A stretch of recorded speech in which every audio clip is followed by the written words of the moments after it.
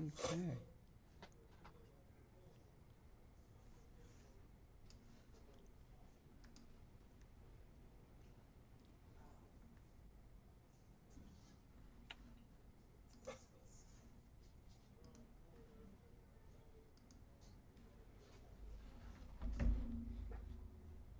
That's working good.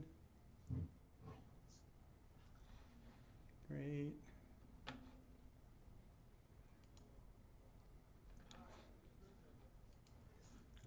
Looks like Enterprise needs a little more roll control here. Yeah. Well, we're being sucked into a, I don't know, new pulsar or something.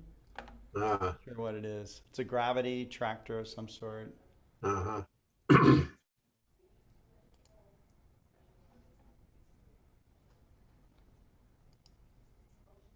Or a rip in space time. Rip in space time. Being ripped in space time. Yeah. Getting ripped. Let's see.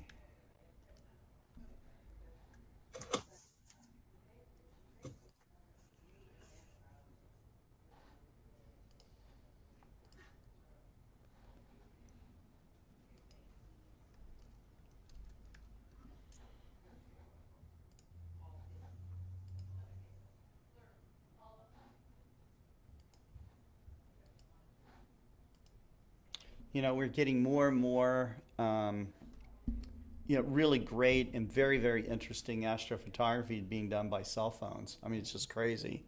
Yes.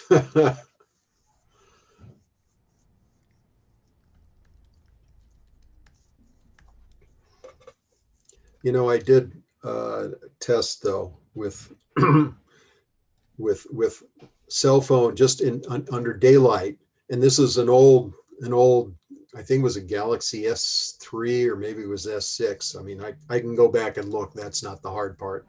Just remembering which it was because it was a couple of years ago.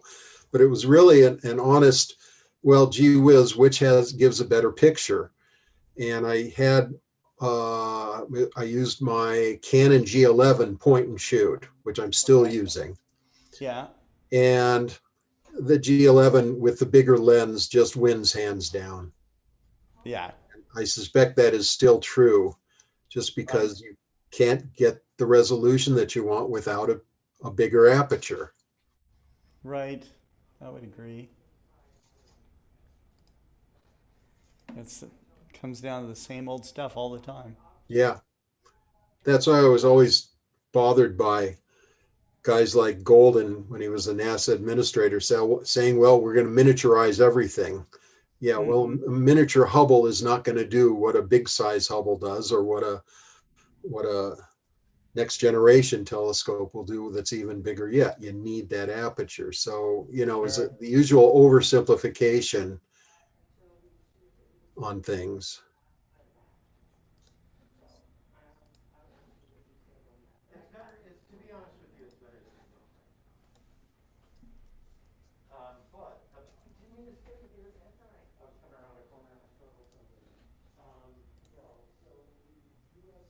I'm sharing to a group called Budget Astrophotography. Cell phone on your telescope isn't, there's not going to be much more budget than that. I suppose webcam. There was a lot of buzz about webcam astrophotography for a long time.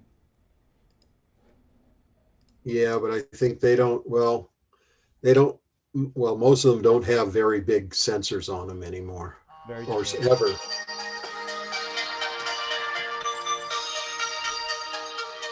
All right.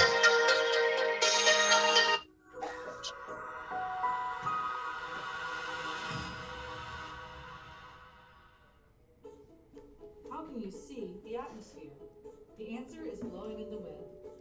Tiny particles known as aerosols are carried by the air around the globe. This visualization uses data from NASA satellites combined with our knowledge of physics and meteorology to track three aerosols: dust, smoke, and sea salt. Sea salt, shown here in blue, is picked up by winds passing over the ocean. As tropical storms and hurricanes form, the salt particles are concentrated into the spiraling shape we all recognize.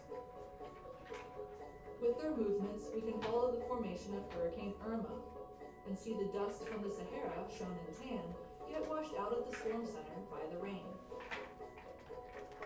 Advances in computing speed allow scientists to include more details of these physical processes in their simulations of how the aerosols interact with the storm systems. The increased resolution of the computer simulation is apparent in fine details like the hurricane bands spiraling counterclockwise. Computer simulations let us see how different processes fit together and evolve as a system. By using mathematical models to represent nature, we can separate the system into component parts and better understand the underlying physics of each. Today's research improves next year's weather forecasting ability.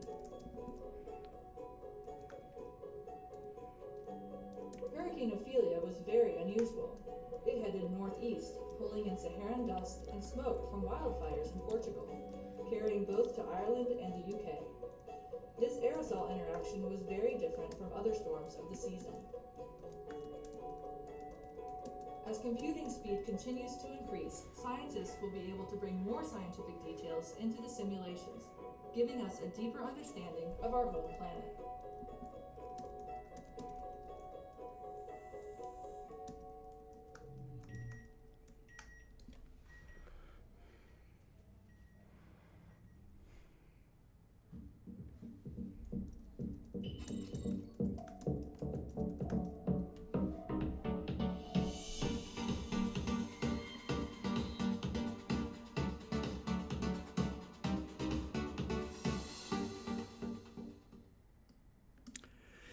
Well, hello, everybody. This is Scott Roberts from the Explore Alliance, Explore Scientific, and here on the OpenGOTO Community with Stephen J. Edberg, recently retired. I don't know how recently, maybe a year or two, from the Jet Propulsion Laboratory.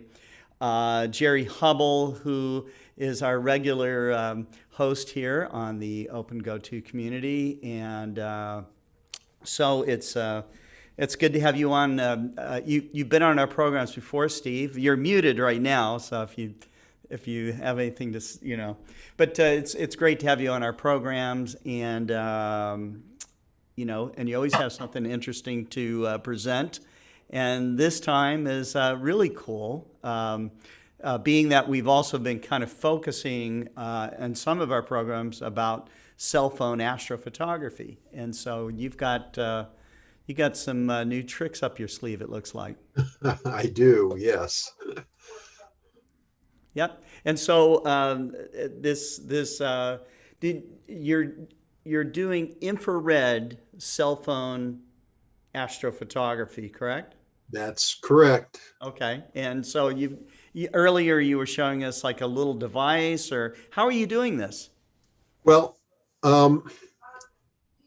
I'll give a shout out right at the beginning to Mike Fowler at Orange County Telescope. Mike, I've known him a long time. I think you know him very well as well. I do. Yep. And I walked into his store one day just to chat, and I looked down in underneath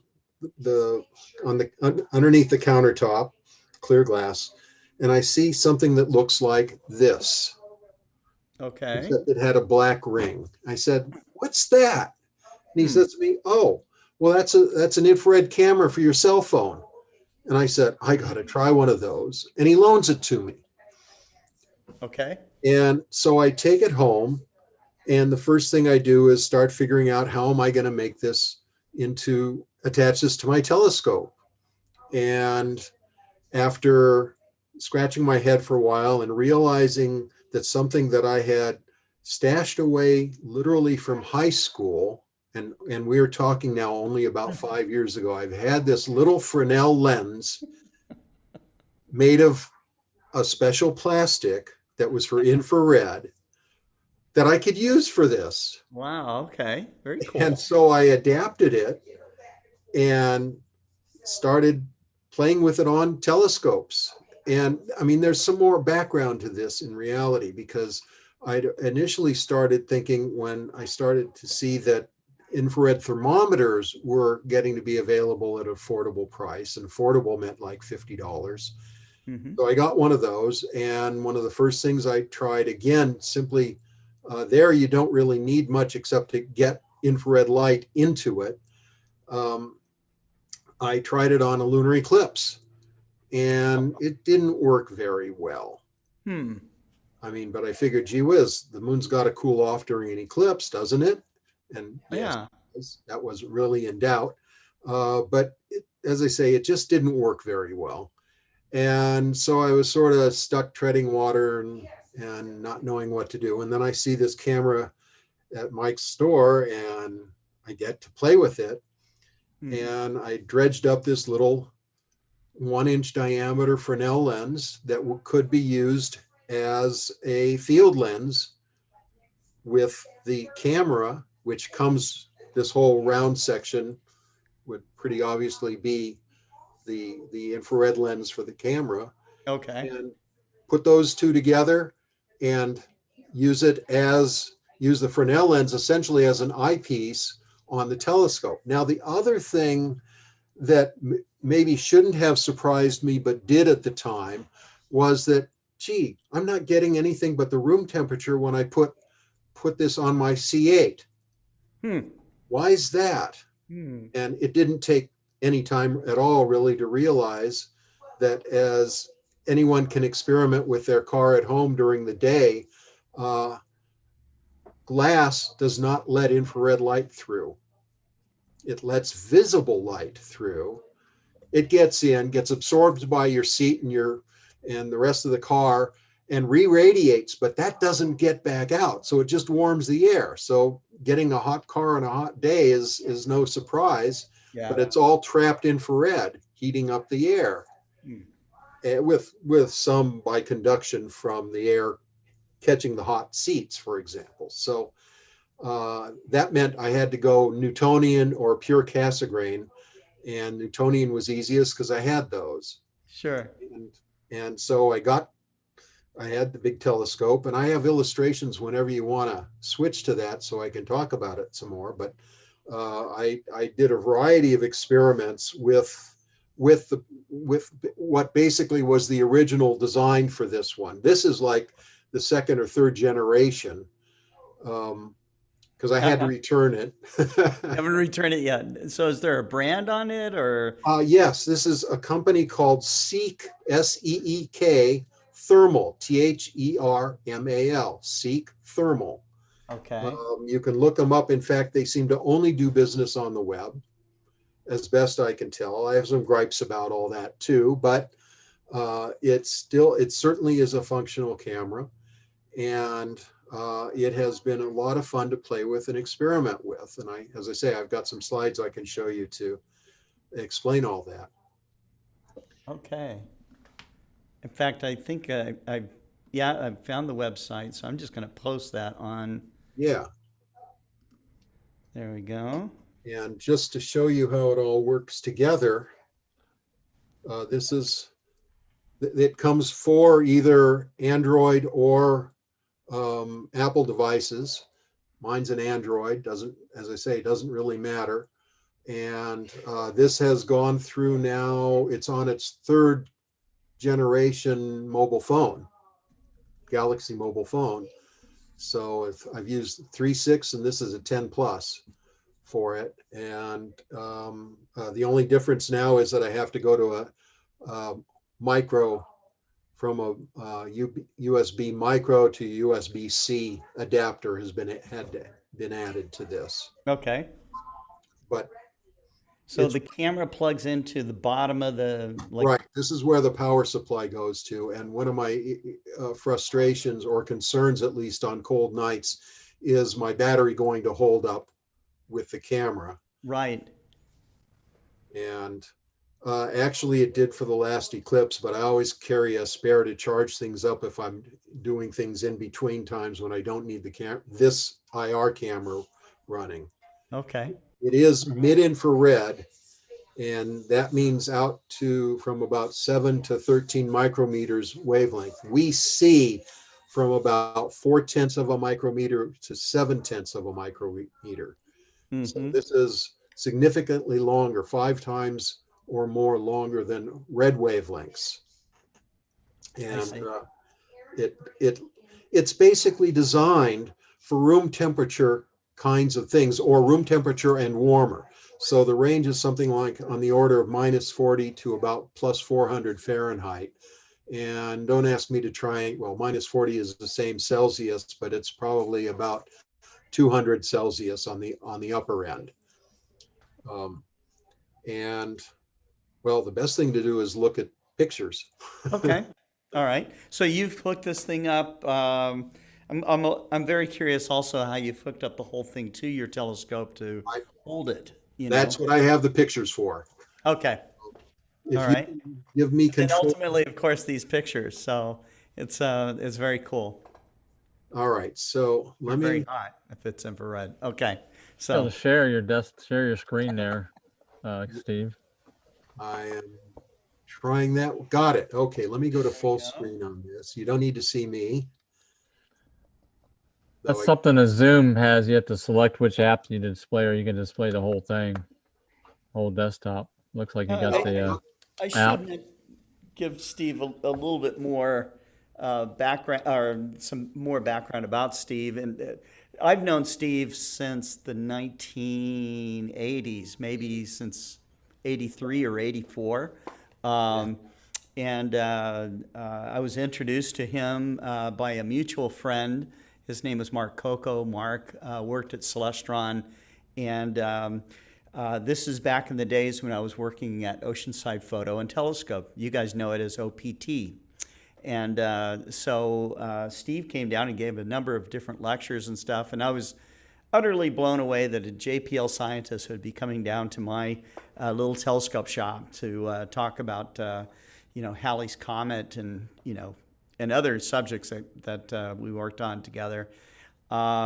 Steve is not only a professional astronomer, he worked on, he's a planetary scientist, he worked on the Magellan Project, he worked on Cassini. You were working on a big interferometry mission as well. I don't know where that is at this point, but and for many, many years, he was at the helm of the Riverside Telescope Makers Conference. And so he's now since retired from most of that, but he's doing what he loves to do. And part of that is he is a astronomical scrounger. He has all kinds of different odds and ends and pieces and parts for amateur telescopes. And so I was really impressed by his eyepiece collection. I think he has, 100, 200 eyepieces or something like that. And he is currently building an observatory, which is really cool. He has a PMC-8 Titan Losmandy mount, which there were very few made, but he has one of those. And and he's an avid eclipse chaser. And back during the Halley's Comet era, he did coordinated a pro-am project called the International Halley Watch. So he's done a ton of stuff in the professional world, lots of contributions, but an incredible amount of stuff in the amateur world, and he does a lot of outreach. And so, it's really cool to have him here to share his fascination with infrared astronomy with us at the amateur level today. So there, Steve. Okay, thank you. And we're really great friends. So we are. Yep. We are. Let me also now give a shout out to Richard Claytor of Fredel Technologies. It was his company that I got that sample one back in high school or so that I ended up using, but he was also kind enough to send a number of other lenses for me to test, Fresnel type lenses that I did, which didn't work out as well as you'll see, but I can show you and explain why. So if you'll bear with me, we'll go through a few of these slides and get started. First of all, the camera that I have works, as I said, from 7 to 13 micrometers. That's their full range. And it has a pretty limited field of view and resolution. The field of view across the diagonal is 36 degrees. And the full moon covered 2 by 2 pixels. You can see that on the left in the mid-IR. You can also see trees. Now, these 2 pictures were taken at the same time from the same place in my backyard. You can see on the right side, the cell phone, it's the Galaxy S3 in this case, no zoom view of the full moon, and it's covering more than a dozen pixels vertically and horizontally, and that's more than double the diagonal field of view. But you can see the moon's shape on the right side in the visible. You see it only as 2 by 2 pixels on the left side. So the resolution is not as good. That's just something we have to live with. The way that I set these up was with what's called afocal projection. I don't know if anybody even uses the term anymore, but that's what's going on. Jerry, maybe you know, is it being used at all? Not really, except for this case, with the cell phone. Yeah, Yep. because nobody bothers to do it, understandably so. No, you got optics. You got so many optics available to magnify the image. You don't need to do afocal projection anymore. Yeah, but you can't remove a cell phone's camera lens. And so you're stuck. And that was why having that Fresnel Technologies lens was so important to making this work. I really couldn't take apart Mike's camera and remove its lens to go au naturel to get to the prime focus of the telescope. So I used initially my 1950s technology cave 10-inch f7 Newtonian, set up as you can see with the Fresnel lenses here, the infrared camera's lenses here, and of course the infrared sensor is at the back end of all this with the primary mirror, diagonal mirror here. Simple optical system, and it worked. But the field of view is extremely limited, and I didn't even bother, because I didn't want to swamp you with a lot of slides. I didn't even bother with some of the high magnification ones, but I want to show you what's going on with this. So first of all, let me show you what it's called poly IR1 material that I used, or that the lens uses, the field lens uses for the thermal camera. It transmits only nowhere more than 60% of the wavelengths to which the camera is sensitive. That is worth remembering as we go along here. But it does, as you can see, have some transmission there, and that's enough to get through some infrared wavelengths for study. Now, how do I attach it? Good question, Scott. What you're seeing here is actually really the evolution of what I started with. And it began with a snap zoom adapter. Didn't have to be, but this one turned out to be really convenient. And again, one that Mike Fowler had available. And one of the nice things was it actually has a counterweight. So when you're off center, which you will be with the camera, with most cameras, in fact, you got weight on one end, you have a counterweight on the other. So they're balanced, allows you to orient the camera there. I really liked it for that reason, but it still wasn't very convenient. And my essentially eyepiece, here is that Fresnel lens that I used. I thought I was going to need a focusing screen. So I made a removable focus screen that I could, and a viewing port, so I could pull that out, push it back in when I needed it for focusing up. And then the camera was attached to the cell phone, and it looks through right here.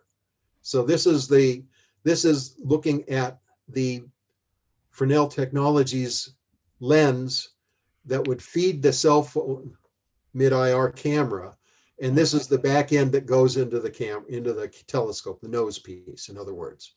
So I'm not using any eyepieces. I'm only using this with the camera on this thing. That turned out to be not very convenient. Is the spacing between the Fresnel lens and the camera critical? I mean, how does that No, work? between the Fresnel lens and the critical and the camera lens, the spacing is not critical except for keeping everything in the field of view. Right, orientation and the alignment. Right, and so that's what is a convenience. The main thing is you want to make sure you have enough movement on your focuser on the telescope to be able to get the focus about where that would be. And in this, I'm going to show you now version 2 down in the lower right. You see the camera here separated, you see its connector. I have a cable to take it completely separate to the cell phone, so I don't have to try and tap the telephone, watch the telescope boing, boing, boing around and blur the picture. And inside that is the Fresnel lens, and it has to come to a focus somewhere about here. That's critical because you have to get parallel rays coming out from the Fresnel lens, just as you would with an eyepiece projecting into a regular cell phone camera lens. But other than that, there's really no real issue with how close or far they are. There's a question from someone in the audience. Cameron Gillis is asking, Steve, could you use a USB-C extension cable to the camera to make it easier to mount? Yes, short answer is yes, and that's exactly what I have. That adapts my USB micro to USB-C. I didn't check recently to see if they're making it with a USB-C, but these adapters are $1 or $2 each. It's real easy to get them on Amazon, for example. So that worked for me, and so I haven't messed with it at all. So this here, you can see it down here attached now to this is as Scott pointed out, I'm a scrounger. This is plumbing pipe, 1 1/4 inch chromed pipe. And I'll mention also, it's a good idea actually to don't even try to blacken it. It'll cool off better and stay cold better if it doesn't have any kind of material, felt or paint on the inside. I wouldn't have guessed that. Okay. Yeah. I'm going to show you more with that though anyway. Okay. So this is the basics that you have. Now, sample image quality in particular. On the lower, you see a cobra head that's across the street from my house and the background mountains on a mostly cloudy day. I took a series of pictures going from left to right of the visual, and then using a yellow zinc selenide lens as the primary lens, a translucent Fresnel Technologies lens. Again, you can see the difference in focal lengths. Okay. 2 of them, and the Newtonian on the far side, going up looking at the moon now. The direct visual with the moon looks like the moon. Okay. The zinc selenide, the translucent, both of them just don't do any good. You go to the Newtonian, which is focusing purely on the clear, it's focusing itself and then going through the clear Fresnel Technologies lens, and you get a nice crisp image. I didn't bother trying to do that at the time with the Cobra head. I wouldn't have had the field of view anyway, but you get an idea of what's possible by comparing these both day and night pictures. And so this is the camera of choice for this coming eclipse, and I'll show you more about that shortly. There was one other thing that was of interest that I had to try and figure out. And again, the same clear Fresnel technology lens, also a different higher magnification chalcogenide lens, and that is actually what is on this lens itself. That is what this lens is made of. And it was clearly much better even than the Fresnel Technologies clear one, but there were advantages to that. The other puzzle I had was this, and this looks strangely, and I'll say very much like, in fact, having to do with the Fresnel lens itself. You see it blown up here a little bit more, though I'm going to admit to you, I haven't quite figured out how I got the larger image here for this. But in any case, didn't take the notes well enough. I call this the snail.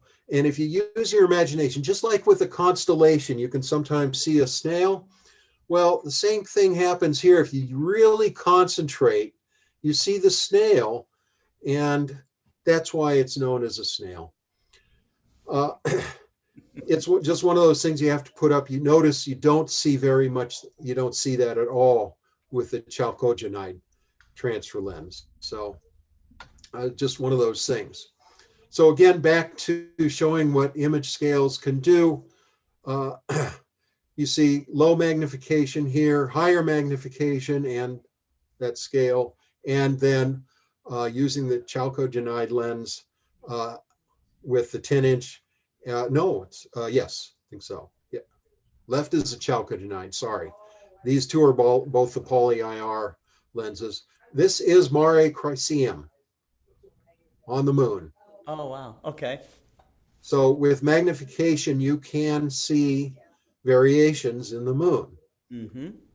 Overall, you can also, I should tell you again, and I'm not going to show it to you, you can change. You don't have to go with the rainbow option here, but you can get a black and white, but it doesn't really make the moon look like much different.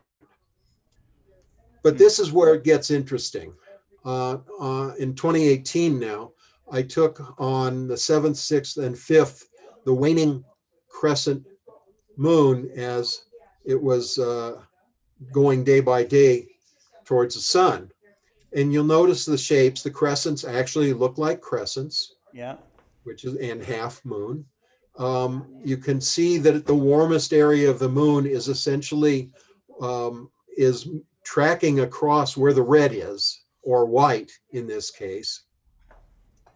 And actually that looks like, well, the moon's cooling down, and that's an oversimplification.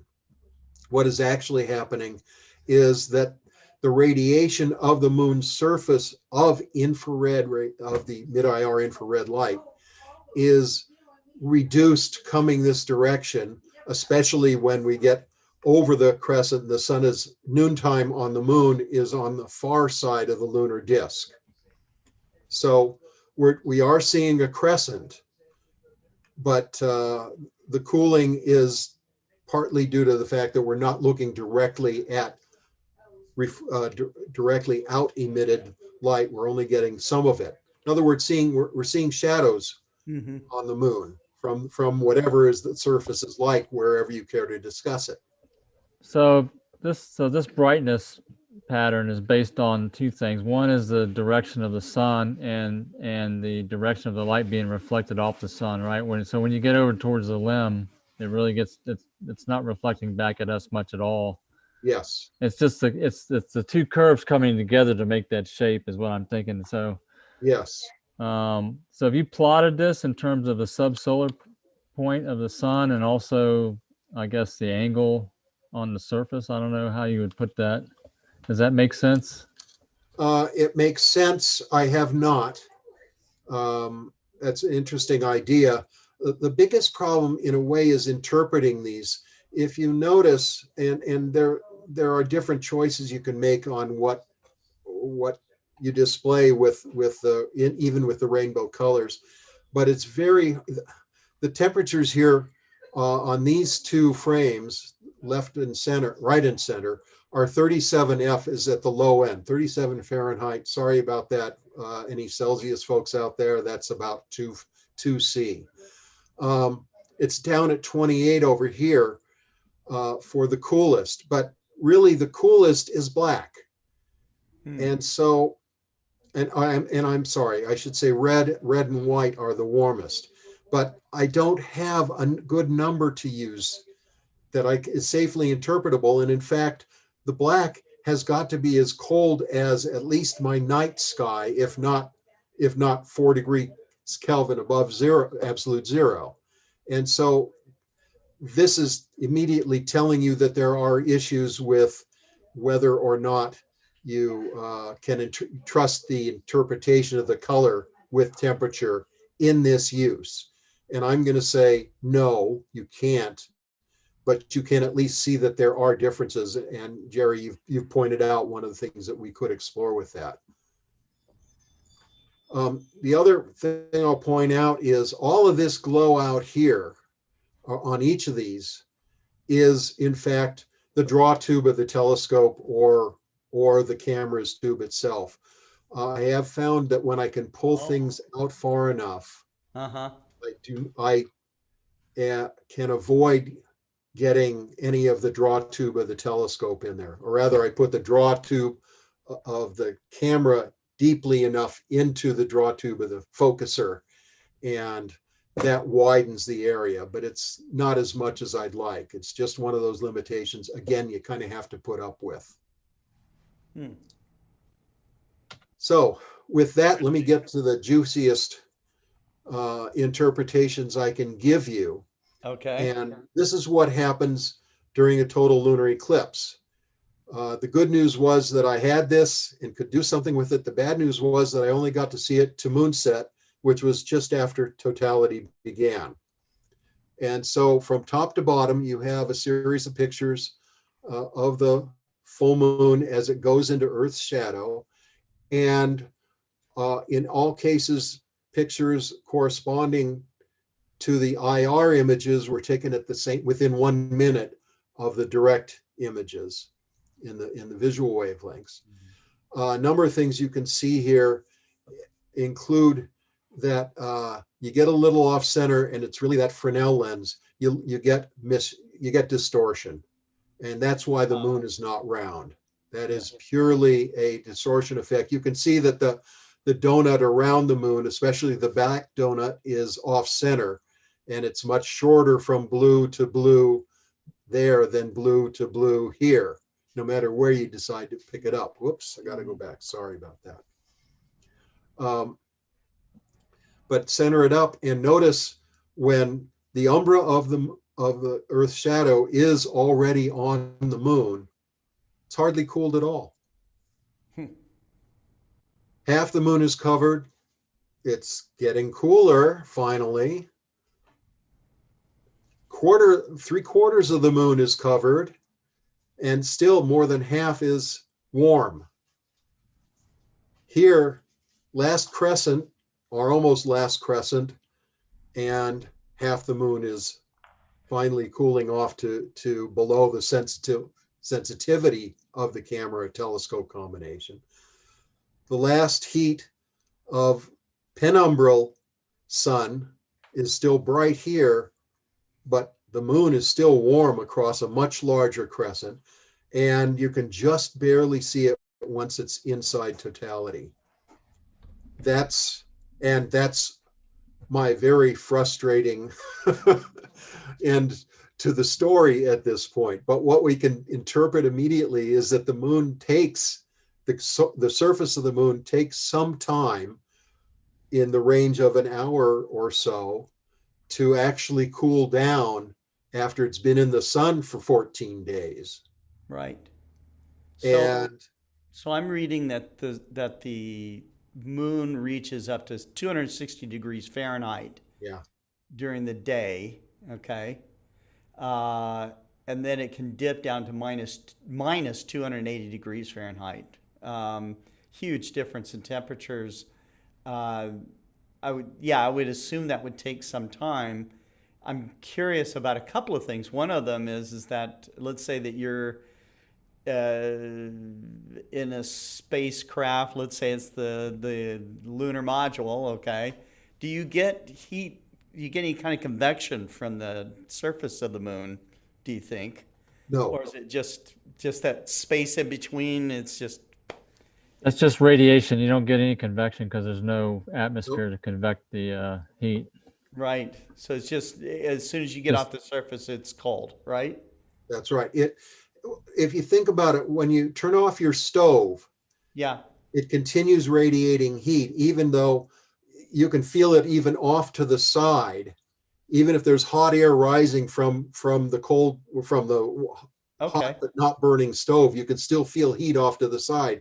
That's heat by radiation. We're looking and measuring heat by radiation here. Okay. Okay. Huh. Yeah, I was wondering about the rate. Is very interesting to see that in terms of. So I don't know if you can correlate that, or if there's any information out there in terms of the depth of the regolith and how long. I mean, how deep is this cold area going into the moon over this 1 hour period? I guess is what I'm asking. Is this just the surface 1 inch that we're measuring, or is it deeper than that? On this scale, it's probably only the surface inch or two. And I'll give you an example.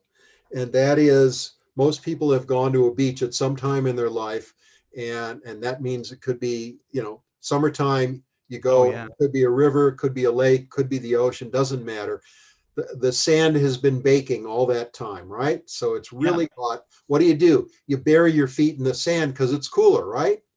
Right. Then at night, when you're about to build that bonfire on the beach, you're walking across with the wood that you're going to use in it, and you decide, boy, it's pretty cold there. I'm going to bury my feet. And wow, it's a whole lot warmer once you get off of that. So what's that depth? 2-3 inches? That's right. Maybe, 4, 5, 6, 8 centimeters at most. So the surface cools off or warms up quickly, but it doesn't hold the heat. Lower down, the actual surface layer actually serves as insulation to trap the heat more. And so what you're still seeing there is some heat. There is different behavior, though, and I'll go back to something familiar. When you walk by a wall, a brick wall that's been in the sun all day, you can feel that radiating into the night. And that's radiating, not convecting, radiating. Mm-hmm. And so a boulder that's on the beach that you're going to sit on, or maybe there's some concrete circle that you're going to sit on next to your fire, is going to be warm for quite a while. So when you go out in a spacecraft and have higher resolution than the pictures I'm showing you, and can see things like areas that are clearly free of boulders, you see them on Mars and other places that have boulders, you can measure the heat, and just even at night, and tell, what have we got? More likely boulders than sand, just by the heat radiation coming off. And you can actually figure out the depth by how fast it warms up during the day. So yes, you can do all those things, and that's what we do with spacecraft. And again, much higher resolution than a cell phone thermal camera can give you. So I'll tell you, I'm really excited because this month we've got a lunar eclipse coming up. It's actually barely a total lunar eclipse. There's only going to be about 14 minutes of total eclipse, but it is going to be in the shadow. And I'm very anxious to see what happens across this whole period of the eclipse. I actually, where I live is California, and you see this line here? That's the moonset line. So the moon is going to be actually at this position just as the moon's setting, assuming I can find a good horizon in that direction. So we'll see what happens, but I should be able to give a much better report on what's happening after this eclipse, because I'll be able to get the moon departing the umbral shadow, the darkest part of Earth's shadow, and a lot of it in the penumbra as well, besides the inbound portion. To top it off, we have another one, and I only have to pray for clear in November, and I will be able to see all of this from California here. And in this case, this is only a partial lunar eclipse, but you can hardly tell. There is just a little bit of the moon that's not going to be in, but I'll be able to follow it all the way across the whole range. So I'm pretty excited about these lunar eclipses this year for getting something in the way of filling out the mysteries left from 2018 now. Right. Right. There's some additional comments here, Steve. Karen Gillis says, picking up to what Scott asked, um, where does that heat energy transfer to with zero air particles? Does the heat transfer just get absorbed inward with the moon? And then someone answered, well, some inward, but right to space otherwise. Another answered, radiates by black body, no air needed. And then Martin Eastburn responds, remember waveforms just like radio waves. A lot of that's all right answers. The black body is close, but there will be some variation from a black body in terms of the overall radiation.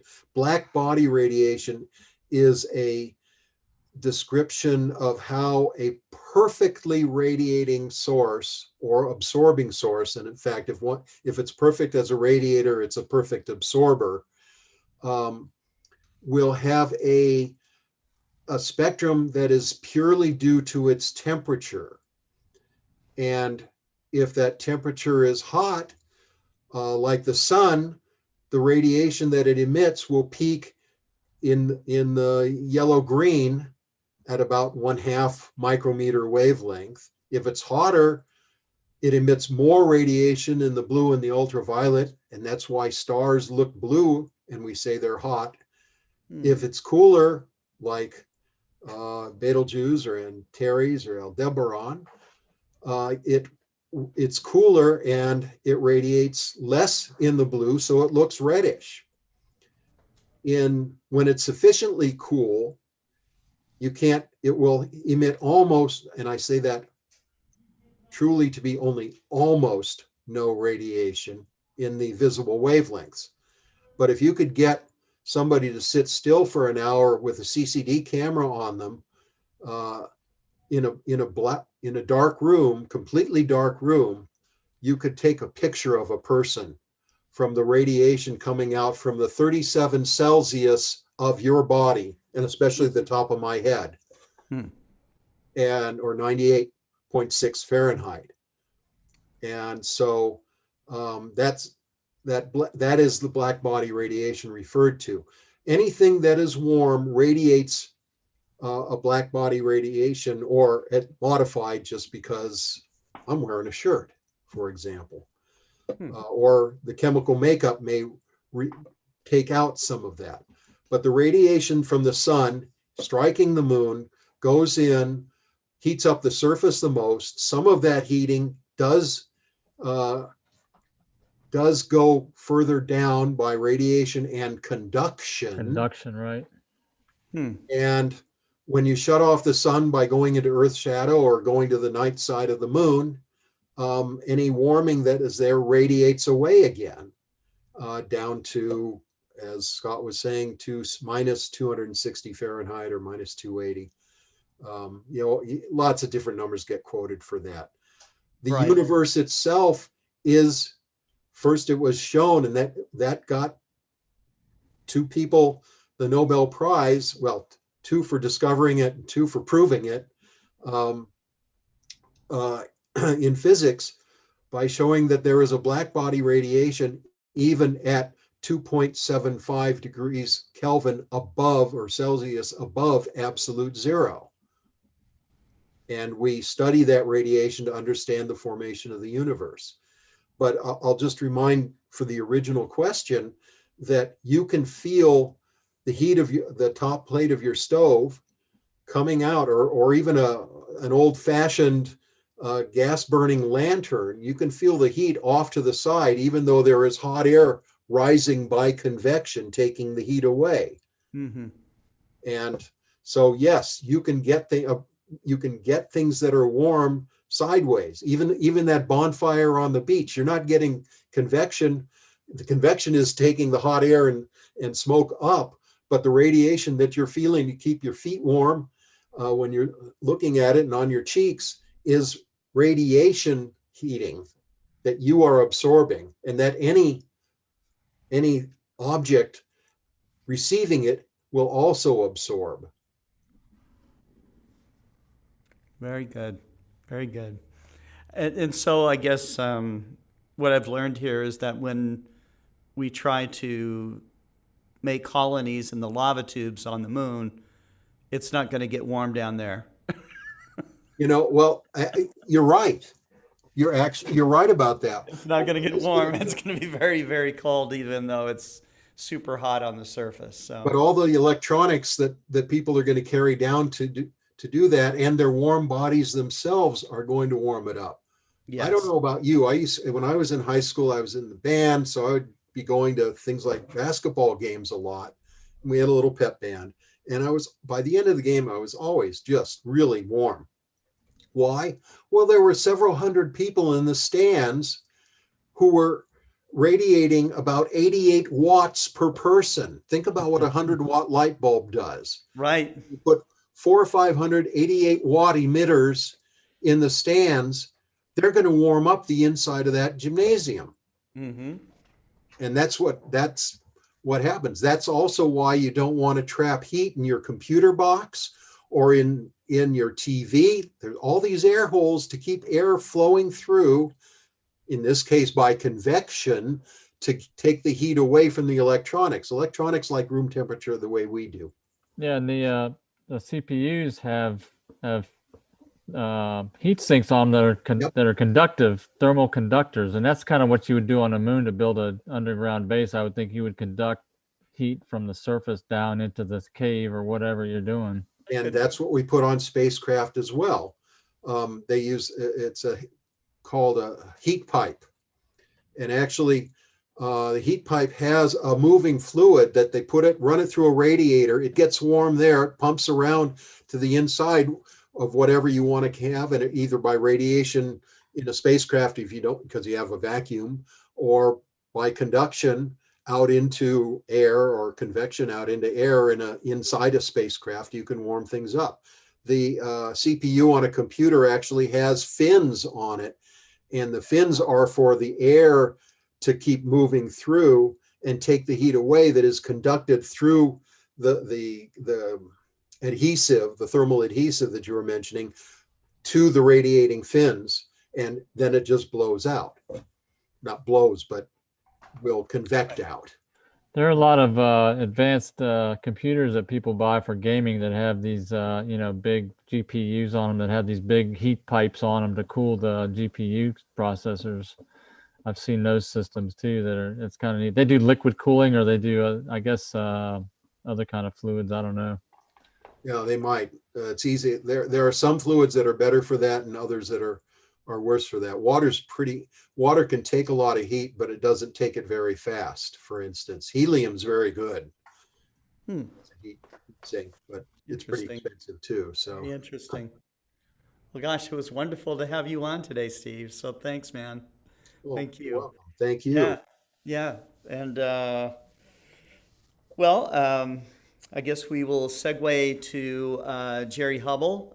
Jerry, I know that you and Wes have been busy. What can you tell us about the OpenGOTO projects and the OpenGOTO community today? Well, we've been talking with a couple of customers that have had a couple of issues, and Wes and I are working on some more enhancements to the firmware that we've been working on.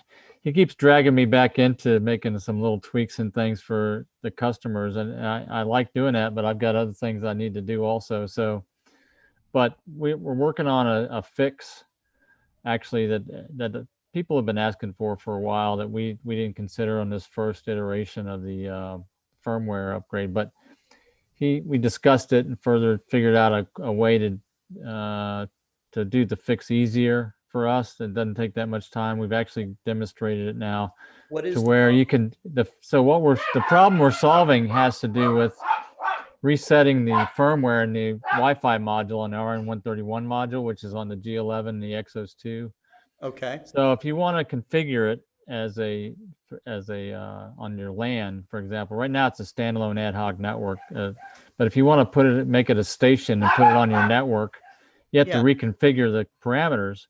Right. I've asked people do that. Right. So people have done that, and then they want to get it back to normal. So you have to go through this whole rigmarole with a terminal program and connect to it and type all these commands in. It's a pain in the butt. you know, for pretty much everybody except for people like me that like that kind of stuff, I guess. But so I basically added it to the configuration tool to hit one button. It'll put it back to default configuration by sending all those Oh, that's commands. nice. Okay. So that will be coming out before too long. We're testing it with this one customer that is stuck right now, and then there's some other couple other things. I want to make it so that if you're knowledgeable enough, you'll be able to edit a file to make the configuration like you want. That you're going to have to know a little bit about what you're doing to set it up, because we don't want everybody just willy-nilly changing. Although if they screw it up, they could always hit that button Hit the and button and go recover it. back, right? Yeah, right. So, but we'd like everybody to have a little bit of knowledge before they really tackle that issue for themselves, at least initially. That's my thinking. So this is not putting it in safe mode. But it's like a reset button. Yeah, it's a reset. Yeah, it's exactly what it is. It's a reset Okay. configuration button to put it back to the Explore Scientific default values. It's a nice But feature. there's so you can edit this file to change the values and then hit the button. It'll read the file in and change it to what you want. And then if you mess it up, go back to normal and re-edit it again and try back and forth. That's basically all it is. But it gets you familiar with the actual commands that are involved with making the configuration changes. Is what it comes down to. So I'm not sure when that will be released to the general population, maybe in a couple weeks. So we'll see, but that's what we've been working on to be able to recover back to the factory settings. Excellent. And Wes and I have come up with a couple other things that we can do to even, there's endless possibilities to make this thing better. It's just different problems that people have. We have to, figure out a way. Do we want to automate that to fix it, or do we want to just tell people what to do? So you mentioned there's a couple of customers that were having some issues.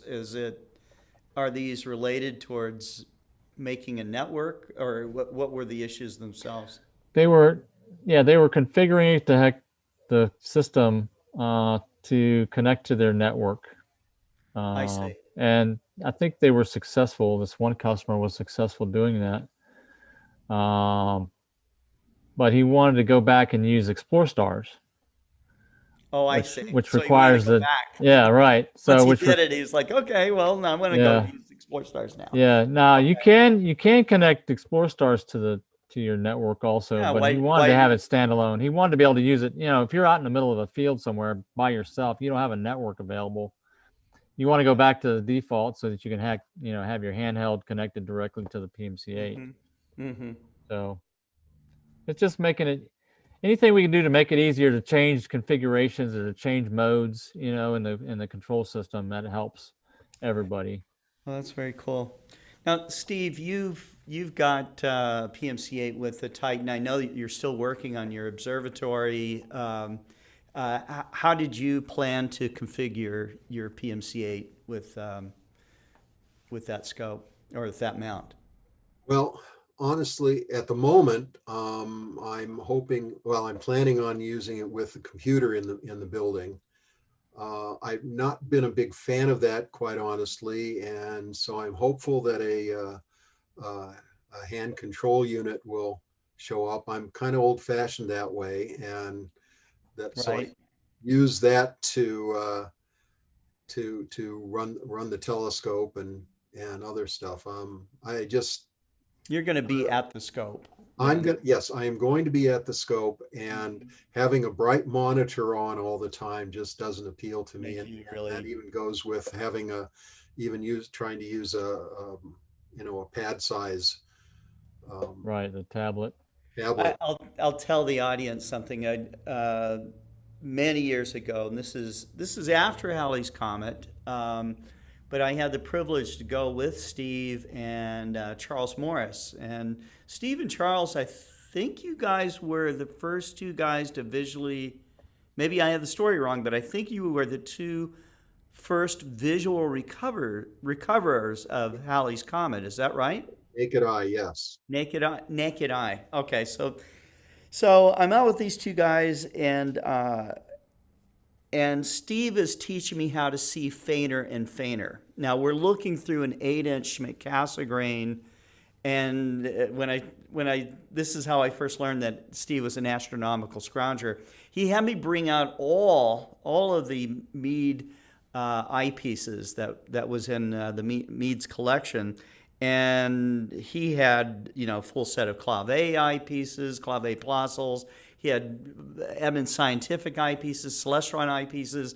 I don't know if he had any Zeiss eyepieces there or not, but I remember we were looking at a 15 or 15.5 magnitude star near not the center star of M57, or excuse me, no, it was the Ring Nebula. Okay, it was the Ring Nebula, and there was a 15.5 magnitude star just off of the edge there.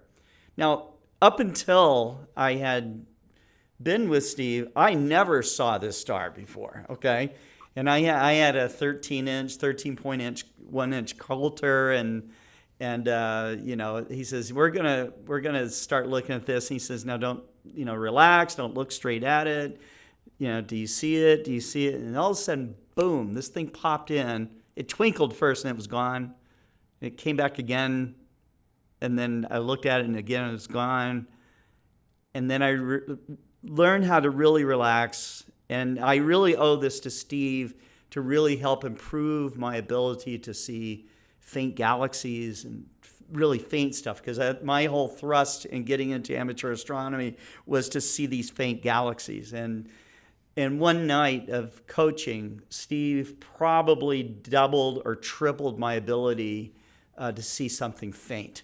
And so if you look at, we had a conversation or someone was quoting magnitudes of how faint their telescope would go based off of the number that the manufacturer was giving them, the limiting magnitude. And I said, guys, you can go way past this if you know how to observe faint. And so I don't know how you would ever put that in a presentation, Steve, but that that was it was lightning in a bottle, as you might put it, because it's just really amazing that you can push yourself to do that.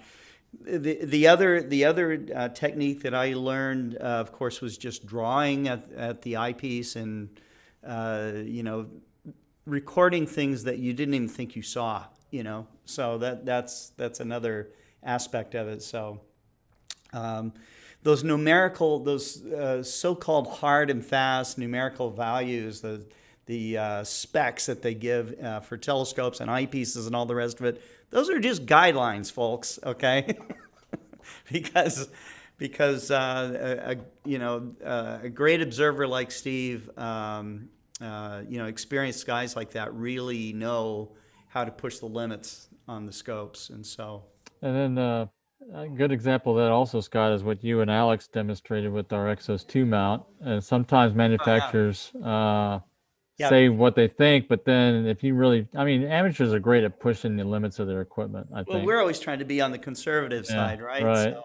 So we know it's going to work on that, but so you put 80 pounds on a mount that's supposed to only hold 30 pounds or 40 pounds, right, and see that it works. Right. Yeah. Well, wonderful. Well, that's just one of the adventures, the several adventures I've had with Steve Edberg. So I am looking forward to possibly getting together with you. I don't know where you're going for the 2024 eclipse, Steve. Are you thinking Texas? I am thinking Texas. Yep. Yeah, me too. So not too early, folks, to start planning for your 2024 eclipse trip. Okay. So, okay. Well, it's been an interesting day, guys. So thank you very much. We will be back tomorrow. I'll be doing my Microcosmos show, and Scott, the beginner microscopist, will continue to explore the unseen world. So, and after that, I think tomorrow night we have the Astronomical League Live 6 event, and that's going to be hosted by Terry Mann and the whole executive staff of the Astronomical League. So with some great speakers. Steve, thank you very much, and we will talk to both of you guys later, okay? And thanks to the audience for watching. I didn't count all of you guys as I normally do, but we had a very nice group today. Lots of interesting comments. Pekka, it's nice to see you back there. I was worried that I didn't hear from you before, so nice to hear from you. And until tomorrow, you guys keep looking up, okay? And thanks again.